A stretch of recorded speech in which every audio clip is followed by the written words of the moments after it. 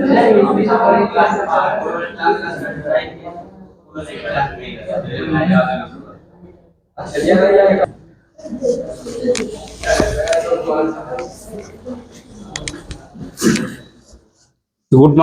Morning my lovely children. मेरे प्यारे बच्चों, आज हम लोगों का जो क्लास होने जा रहा है वो बायोलॉजी का क्लास है और टॉपिक है आपका सेल। तो मेरे प्यारे बच्चों, किसी ने ठीक ही कहा है, ज़मीं बदल जाती है, आसमां बदल जाता है, बहता है शहीदों का खून, तो देखते देखते इतिहास बदल जाता है। तो हम लोग जो सेल की बात विषय में पढ़ेंगे, तो सेल आज हम लोग एनिमल सेल के विषय में हम लोग आज चर्चा करेंगे। इसी में आपका थोड़ा सा डिफरेंस है एनिमल सेल्स और प्लांट सेल्स में, जो हम लोग लेके चलेंगे, क्योंकि 9th क्लास में आपका एनिमल सेल और प्लांट सेल्स कंबाइंड में पढ़ना है। थोड़ा सा डिफरेंस है जो हम लोग बाद में देख लेंगे, ठीक है। तो पहले हम इसकी स्ट्रक्चर की बात करेंगे। तो आपका ये AC दत्ता का किताब का फिगर मैं बना रहा हूँ। ये आपका इंटरमीडिएट का किताब, AC दत्ता का किताब आप जो देखेंगे थोड़ा सा डिफरेंस रहेगा, क्योंकि आपका जो क्लास है वो इंटरमीडिएट का क्लास का आपका फिगर मैं बना रहा हूँ। तो आपको किंतु परंतु नहीं लेना है, आप फिगर को पहले देखेंगे। चूँकि आपको अच्छा स्कोर बायोलॉजी में प्राप्त करने के लिए आपका फिगर हर हालत में पेन एंड पेपर में फिगर का उपयोग होता है। पेन और पेपर का आप बायोलॉजी में उपयोग करेंगे तभी आपको अच्छा मार्क्स आएगा। और नीट मुख्य उद्देश्य रहता है बायोलॉजी वाले पढ़ने वाले को, हमको नीट करना है। तो जिस प्रकार मैथ वाले पेन और पेपर का ज़्यादा उपयोग करते हैं, उसी प्रकार बायोलॉजी वाले को भी पेन और पेपर का उपयोग ज़्यादा करना चाहिए और खास करके फिगर पर विशेष रूप से ध्यान देना चाहिए। तो हम लोग आज जो चर्चा कर रहे हैं वो आपको हम चर्चा कर रहे हैं सेल बायोलॉजी का, ठीक है। तो शायद भाई सेल बायोलॉजी में साइटोलॉजी जिसको कहते हैं, तो भाई ये आपका एनिमल सेल का हम स्ट्रक्चर बना रहे हैं। ये आपका हो गया न्यूक्लियर मेम्ब्रेन, इसको हम लोग कहते हैं न्यूक्लियर मेम्ब्रेन। ये डोरी आवरण का बना होता है और इसमें बीच बीच में पोर आपको दिखाई पड़ेगा। ये जो है ये सेमी परमिएबल होता है, सेमी परमिएबल, ठीक है। अब इसकी विशेष रूप से चर्चा करेंगे। तो सेल जो होता है, ये बाहरी आवरण जो हमारा होता है, इसको कहते हैं सेल मेम्ब्रेन, ठीक है। इसको क्या कहते हैं? Cell membrane. ये आपका एनिमल सेल में, वही आपका प्लांट सेल में जाएंगे तो वहाँ सेल वाल हो जाएगा। क्या हो जाएगा? सेल वाल हो जाएगा। तो अभी हम एनिमल सेल की बात कर रहे हैं, तो ये हो गया आपका सेल मेम्ब्रेन। यहाँ पर एक सीलिया होता है जो लोकोमोशन के लिए उत्तरदायी होता है, इसको कहते हैं सीलिया, ठीक है। सीलिया, इसको कहते हैं सीलिया। इसका नाम है बैसल ग्रेनुल। क्या नाम है? बैसल ग्रेनुल, ठीक है। ये इसमें एक लिक्विड पदार्थ भरा रहता है, जो ये अपने सेल जो होता है ना, कोशिका जो होता है, वो सेल क्यों जिंदा रहता है? तो उसमें एक ही पदार्थ के कारण वो जिंदा माना जाता है, वो है प्रोटोप्लाज्म। अगर प्रोटोप्लाज्म नहीं होता तो हम नहीं चल पाते, नहीं बोल पाते, नहीं एक दूसरे से कहीं जा नहीं सकते। तो उसमें जीवित क्या है? वह प्रोटोप्लाज्म है। प्रोटोप्लाज्म के कारण ही हम आज जीवित है, ठीक है। प्रोटोप्लाज्म, इसकी चर्चा हम बाद में करेंगे। पहले हमको फिगर पहले देखना है, उसके बाद इसको क्या कहते हो? तो इसको कहते हैं न्यूक्लियर मेम्ब्रेन, ठीक है। तो क्या कहते हैं? न्यूक्लियर मेम्ब्रेन, ठीक है। उसके बाद इसमें एक आपका, हाँ, ये आपका धागा नुमा एक रचना पाया जाता है जिसको हम लोग कहते हैं क्रोमोसोम। क्या कहते हैं? क्रोमोसोम। दूसरी बात, यहाँ एक गोल ऐसा संरचना दिखाई पड़ता है जो न्यूक्लियस से थोड़ा सा मोटा मोटी बड़ा रहता है, उसको कहते हैं निकुल्लोलस। क्या कहते हैं? निकुल्लोलस। इसका भी फंक्शन हम लोग बाद में देखेंगे। इसको कहते हैं पिनोसाइटिक वेसिकल, वेसिकल, ठीक है। अब जो है यहाँ पर का जो स्ट्रक्चर है, ये भी आपका सेल मेम्ब्रेन जो होता है वो सेमी परमिएबल होता है। इसकी चर्चा हम लोग बृहद रूप से बाद में कर लेते हैं, अभी हम लोग जान रहे हैं। तो भाई यहाँ पर जो है ये इस टाइप का स्ट्रक्चर आपको दिखाई पड़ेगा। ये खास करके सेल न्यूक्लियर मेम्ब्रेन से मैंने अटैच रहता है। ये धीरे धीरे कर कहते हैं सेल मेम्ब्रेन तक फैल जाता है। कहाँ तक फैल जाता है? सेल मेम्ब्रेन तक फैल जाता है। तो भाई यहाँ पर ये क्या होता है, ये इसी दो तरह का इसमें संरचना रहता है, जाल नुमा फैला रहता है। कितना रहता है? ये जाल नुमा रहता है। तो इसमें ये दो भाग में ये बटा रहता है। होता क्या है, कुछ भाग में इसका राइबोसोम पाया जाता है जो खुरदरा होता है। क्या रहता है? खुरदरा, जिसको हम लोग कहते हैं रफ, है ना। तो भाई यहाँ पर इसका एक पार्ट जो होता है, इसमें क्या होता है, ये राइबोसोम पाया जाता है। ठीक है, जो बच्चा पढ़ लिया है दोबारे चूंकि पढ़ लेना है। और कुछ भाग में इसमें नहीं पाया जाता, राइबोसोम एब्सेंट रहता है, जिसके कारण वो क्या होता है, स्मूथ होता है। तो ये हो गया आपका क्या भाई, ये हो गया rough, ROUGH, rough endoplasmic reticulum. क्यों भाई रफ हुआ? राइबोसोम के कारण। राइबोसोम रफ होता है, उसको टच करोगे तो रुखड़ा लगेगा, इसीलिए रफ इसको कहा जाता है। जिस भाग में नहीं रहता है उसको कहते हैं स्मूथ। ठीक है, स्मूथ एंडोप्लाज्मिक रेटिकुलम। अब इसी के इर्द गिर्द कुछ ऐसी संरचना रहती है जो रड सेपेट रहता है। क्या रहता है? रड सेपेट, और इसमें वैक्यूल्स पाया जाता है। ठीक है, थोड़ा सा वेट करना है। अब इसको हम लोग कहते हैं गोल्गी बॉडी। क्या कहते हैं? Golgi body. गोल्गी बॉडी इसलिए कहा जाता है कि गोल्गी नामक वैज्ञानिक इसको सर्वप्रथम खोजा था, सेल में देखा, इसलिए इसका नाम पड़ गया गोल्गी बॉडी। इसके बाद यहाँ पर एक स्ट्रक्चर होता है, आप देखोगे इस टाइप का स्ट्रक्चर रहेगा, ऐसा रहेगा। ठीक है, ये आपका डबल लेयर का रहता है। कैसा रहता है? डबल लेयर का स्ट्रक्चर रहता है। और इस टाइप का आपको देखोगे तो आपको किताब में मिलेगा। ये वाला भाग में एक फ्लूइड भरा रहता है, जिसको माइटोकॉन्ड्रियल फ्लूइड कहा जाता है। ठीक है, जो विस्कस होता है। और ये वाला जो खाली स्थान होता है, इसको मैट्रिक्स कहते हैं। क्या कहते हैं? मैट्रिक्स। ठीक है, ये मैट्रिक्स कहलाता है। और ये वाला जो नुकीला भाग आप देख रहे हो, जिसको हम लोग क्रिस्टिया कहते हैं। और ये क्रिस्टिया जिस प्रकार आप बैट्रिक में देखते हो ना, बैट्रिक घर में आप एनर्जी जो हमसे मिलते हो, आप बैट्रिक देखते हो, सूखा सेल वाला, तो उसमें भी सेल रहता है। तो सेल में क्या रहता है? एनर्जी जमा रहता है। तो वही ना हमको एनर्जी वो देता है, प्लस माइनस सटाओगे तो आपको एनर्जी मिलेगा।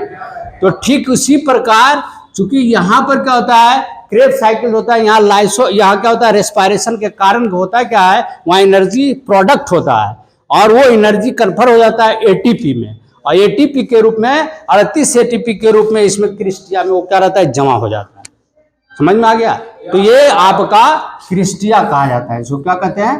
क्रिस्टिया। क्योंकि थोड़ा सा डीपली जा रहे हैं, 9 क्लास का, थोड़ा सा डीपली अगर नहीं जाइएगा तो मजे नहीं आएगा। अब इसके बाद इसका क्या हो गया, इसमें एक लिक्विड रहता है जिसको आप लोग प्रोटोप्लाज्म कहा जाता है। वो क्या है? वो जिंदा है, जिसके कारण सेल जिंदा रहता है। ठीक है, अब यहां पर देखोगे एक खड़ा और एक पड़ा, एक खड़ा और एक पड़ा, सेंट्रोस, इसमें एक खड़ा रहता है और एक पड़ा रहता है, इस प्रकार रहेगा। तो इसको कहते हैं सेंट्रियोल। क्या कहते हैं? सेंट्रियोल। इसको क्या कहते हैं? सेंट्रियोल।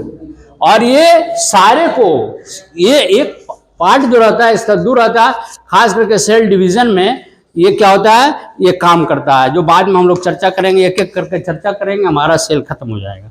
लेकिन एक क्लास में नहीं होगा, कम से कम 2 से 3 क्लास लगेगा। तो इसको क्या कहते हैं? हम सेंट्रियोल कहते हैं। और ये पूरे को कहते हैं सेंट्रोसोम। क्या कहते हैं? सेंट्रोसोम। ठीक है, अब यहाँ पर कुछ आप इस टाइप का आपको स्ट्रक्चर दिखाई पड़ेगा। इस टाइप का देखिएगा तो इस टाइप का स्ट्रक्चर दिखाई पड़ेगा, उसको कहते हैं लाइसोसोम। इसको क्या कहते हैं? लाइसोसोम। हाँ, तो ये कहते हैं लाइसोसोम। अब भाई ये तो आग हम पढ़ लिया कि एनिमल सेल स्ट्रक्चर ऑफ हाँ एक स्ट्रक्चर ऑफ एनिमल सेल की बात हो गया। अब ये हम जान गया कि एनिमल सेल जो होता है, सेल का बाहरी भाग को क्या कहते हैं, सेल मेम्ब्रेन। तो भाई इसका पूर्ण अध्ययन करने के लिए हमको इसको 3 भाग में बांटना होगा। कितना भाग में बांटना होगा? 3 भाग में। पहला भाग होगा सेल मेम्ब्रेन। दूसरा भाग क्या होगा? जो सेल मेम्ब्रेन के बाद और न्यूक्लियर मेम्ब्रेन के बाद वाला जो भाग होगा उसको हम लोग कहते हैं साइटोप्लाज्म। उसको क्या कहते हैं? और उसमें पाया जाने वाला ऑर्गेनेल्स क्या कहते हैं? सेल ऑर्गेनेल्स कहते हैं। उसको क्या कहते हैं? Cell organelles. तो सेल ऑर्गेनेल हम इसके बाद वाला भाग को साइटोप्लाज्म में अध्ययन करेंगे, जिसमें हमारा सेल सब आ जाएगा। सेल ऑर्गेनेल्स की चर्चा कर देंगे। उसके में क्या है, तुम्हारा सिलेबस क्या है, ये बॉडी में कहाँ रहता है, क्या इसका फंक्शन है, बस हमारा काम सोल्व हो जाएगा। और इसका आविष्कार कौन किया, बस इतने आपका ये सिलेबस है। अब इसके बाद ये हो गया। अब इसमें पहला भाग का हम सेल मेम्ब्रेन के बारे में पढ़ेंगे, उसके बाद दूसरा साइटोलॉजी के बारे में पढ़ेंगे, और लास्ट हमारा न्यूक्लियस के बारे में पढ़ेंगे। न्यूक्लियस के अंदर पाए जाने वाले ऑर्गेनेल्स को न्यूक्लियर ऑर्गेनेल्स कहा जाता है। उसकी अध्ययन अलग अलग कर देंगे। तो 3 पार्ट में अध्ययन करेंगे। पहला पार्ट हमारा क्या है? Cell membrane. ठीक है, पहला है अब डिस्कवरी ऑफ सेल। तो भाई इसकी चर्चा कर लेंगे। तो डिस्कवरी और इसकी आविष्कार कैसे किया? तो रॉबर्ट हुक नामक एक वैज्ञानिक तो जो 1665 ईस्वी में, कितना 1665 ईस्वी में ये क्या किया कि एक डबल लेंस को क्या किया, जोड़ दिया। और उसमें माइक्रोस्कोप नहीं डेवलप नहीं हुआ था, तो लेंस डबल लेंस को जोड़ा तो उसका मैग्नीफाइंग पावर ज़्यादा हो गया। ज़्यादा हो जाने के कारण क्या हो गया, वो देखने में आराम हो गया। तो उस समय चूंकि डेवलप्ड नहीं था, तो रॉबर्ट हुक ने क्या किया, एक कॉर्क को लिया और उसका पतला सेक्शन को काटा, और काटने के बाद वो ग्लास से जब देखा तो कैसा देखा, वो इस प्रकार का उस प्रकार का दिखाई पड़ा। कैसा दिखाई पड़ा भाई? तो इस प्रकार का दिखाई पड़ा। कैसा दिखाई पड़ा भाई? तो इस प्रकार का मधुमक्खी के छत्ते की तरह दिखाई पड़ा। हाँ, मधुमक्खी के छत्ते की तरह दिखाई पड़ा। तो उसने इस भाग को कह दिया सेल, इसी भाग को कह दिया सेल कह दिया। और चूंकि ये सेल क्या था, ये सेल था मृत, उसमें जीव नहीं था, प्रोटोप्लाज्म नहीं था, तो वो डेड था। क्या था? डेड था। और तो इसमें एयर भरा हुआ था। क्या भरा हुआ था? एयर। उसके बाद ठीक है, ये देखने के बाद एक लीवेनहॉक नामक वैज्ञानिक आया। कितना आया? लीवेनहॉक। ये लीवेनहॉक नामक वैज्ञानिक आया, और एक जो 1674 इसमें, उसके 1665 इसमें ये बात कहा और वो चला गया। 1674 इसमें लीवेनहॉक नामक एक वैज्ञानिक आया, और ये बैक्टीरिया को, बहुत सा बैक्टीरिया पर यह अनुसंधान कर रहा था और रिसर्च कर रहा था। तो बैक्टीरिया को जब बॉडी को देखा और बॉडी को काटा, तो उसमें देखा कि एक लसलसा विस्कस पदार्थ देखा, जिसको उसने प्रोटोप्लाज्म नाम दिया। कौन? लीवेनहॉक। ठीक है, तो उसने क्या कहा कि ये जो है, इसको प्रोटोप्लाज्म है, प्रोटोप्लाज्म के कारण यही एक जिंदा जीव है, जिसके कारण ये सेल जीवित है। और इसने लीवेनहॉक ने कहा। और वो कैसा पदार्थ था? तो तरल पदार्थ था, लिक्विड था। क्या था? लिक्विड था। ठीक है, फिर 19वीं शताब्दी आ गया। 19वीं शताब्दी, 20वीं शताब्दी। तो 20वीं शताब्दी में इसका विस्तृत अध्ययन कर रहा था लोग। कुछ डेवलप्ड हो गया था। डेवलप्ड हो जाने के कारण क्या हुआ, वो विस्तृत अध्ययन जब करना शुरू किया, तो कहा कि भाई ये सेल का जो अध्ययन होगा, जिस विषय के अंतर्गत करेंगे, उसको हम लोग कहेंगे साइटोलॉजी। तो cytology is the subject of biology in which we study about organelles of cell is known as cytology. समझ में आ रहा है? हाँ, तो इसको क्या कहा, साइटोलॉजी या सेल बायोलॉजी भी कह सकते हो आप। ठीक है, इसके बाद 1838 ईस्वी, 1838 ईस्वी की बात करेंगे। 1838 ईस्वी में एक बॉटनिस्ट जो बॉटनी का रिसर्च कर रहा था, एक जियोलॉजी का रिसर्च कर रहा था, जिसका नाम था स्वान और श्राइडन। ये एक वैज्ञानिक आया और इसने कोशिका का सिद्धांत दिया, थ्योरी ऑफ सेल।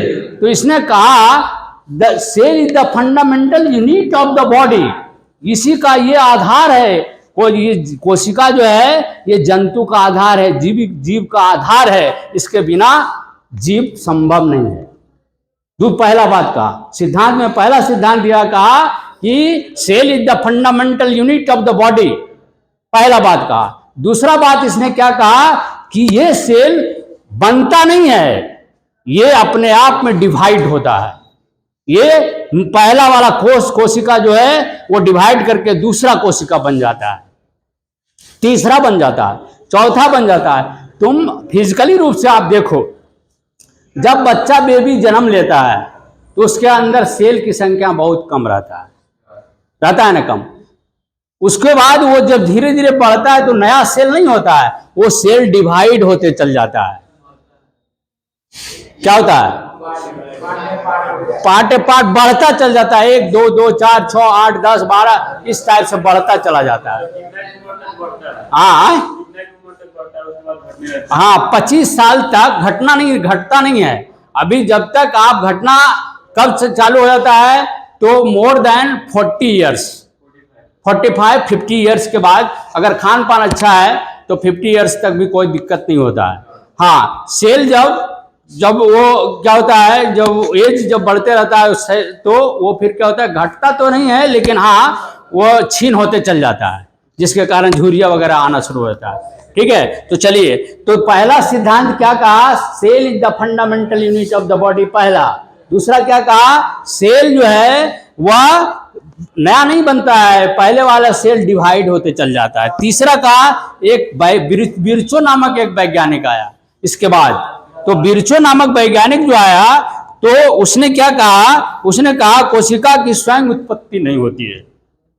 उसने कहा कोशिका की स्वयं उत्पत्ति नहीं होती है और ये क्या होता है, ये सेल डिवाइड होते चल जाता है। तीसरा क्या कहा, तीसरा सिद्धांत में कहा कि यह कैसा इकाई है, तो रचनात्मक है, कार्यात्मक है। ये रचना का भी काम करता है और कोई काम करने का भी कार्य करता है। ठीक है, तो भाई अब सेल मेम्ब्रेन, थोड़ा सा सेल मेम्ब्रेन क्या है, अब सेल मेम्ब्रेन की चर्चा करेंगे। तो भाई सेल मेम्ब्रेन जो है हमने कहा कि इसको 3 भाग में बांट करके अध्ययन करेंगे। तो पहला हो गया आपका सेल मेम्ब्रेन। तो सेल मेम्ब्रेन क्या है, यह सेल मेम्ब्रेन जो है यह सभी जंतुओं की कोशिका के बाहर इसकी जो लेयर होता है वो 60 से 100 एंगस्ट्रम की मोटाई रहता है। इसका 60 से 100 एंगस्ट्रम की मोटाई रहता है और इसमें जो है 3 एंगस्ट्रम का छेद होता है। कितना होता है, 3 एंगस्ट्रम का क्या रहता है, इसमें छेद पाया जाता है 3 एंगस्ट्रम। और ये छेद जो 3 एंगस्ट्रम जो रहता है, तो ये बस लास्ट कर, तो 3 एंगस्ट्रम के अंदर जो भी पार्टिकल्स जो रहता है, यूजफुल पार्टिकल्स जो होता है, कोशिका का उपयोगी पदार्थ जो होता है उसको अंदर जाने देता है और 3 एंगस्ट्रम से जो मोटा पदार्थ आता है उसको रोकने का काम करता है। तो इसका मतलब ये होता है कि सेल मेम्ब्रेन जो है यह सेमी परमिएबल है, अर्धपारगम्य झिल्ली है ये, और उपयोगी पदार्थ को क्या करता है, ये जाने देता है और अनुपयोगी पदार्थ को ये रोक देता है। ठीक है, तो भाई इसको ये सेल मेम्ब्रेन का ये काम हो गया क्या भाई, तो उपयोगी पदार्थ को जाने देगा, अनुपयोगी पदार्थ को क्या करता है, ये रोकने का कार्य करता है। अब ये बना हुआ रहता है फॉस्फोलिपिड का, क्या बना रहता है, फॉस्फोलिपिड का बना रहता है, प्रोटीन का बना रहता है। और ये फॉस्फोलिपिड्स का 2 लेयर रहता है। फॉस्फोलिपिड्स का क्या रहता है, ये 2 लेयर रहता है, इस प्रकार का 2 लेयर रहता है और इसके बीच में प्रोटीन रहता है। इसके बीच में क्या रहता है, प्रोटीन रहता है। ठीक है, और वसा भी रहता है, फैट भी रहता है, प्रोटीन, वसा और फॉस्फोलिपिड। और प्रोटीन का रहता है बीच में छितराया हुआ रहता है, ये छितराया हुआ रहता है, ठीक है, जिसके कारण ये तन्य होता है। तन्य मतलब थोड़ा अगर स्ट्रेस भी करोगे तो टूटेगा नहीं। तो भाई आज जो है हम लोग जो है सेल के विषय में कुछ जानकारियां हासिल किया। अगले अध्याय जो हमारा होगा सेल के अंदर की बात करेंगे, जो सेल ऑर्गेनेल्स की बात करेंगे, थोड़ा इसका कार्य भी बता देते हैं। भाई तो सेल मेम्ब्रेन का क्या कार्य हुआ, तो उपयोगी पदार्थ को जाने देता है, अनुपयोगी पदार्थ को रोकता है, और सेल का ये सुरक्षा कवच है। क्या है? सुरक्षा कवच। तो सुरक्षा का भी काम करता है, प्रोटेक्शन का काम करता है। तो भाई आज मैं सेल मेम्ब्रेन के बाद जो हमारी क्लास होगा, सेल मेम्ब्रेन के बाद का क्लास हम लोग करेंगे। तब तक के लिए आपसे मैं इजाजत चाहता हूँ। साथ साथ सारे जो भी मेरा वीडियो आप लोग देखते हैं, सारे भाई बंधुओं से मेरा निवेदन है कि हमारा वीडियो आपको अगर अच्छा लगता है तो मेरा चैनल अशोक राय एंड राय तथा राय एजुकेशन को सब्सक्राइब करेंगे, लाइक करेंगे, कमेंट लिखेंगे, ज़्यादा से ज़्यादा शेयर करेंगे। इसी शब्दों के साथ क्लास एंड होता है। जय हिंद, जय भारत।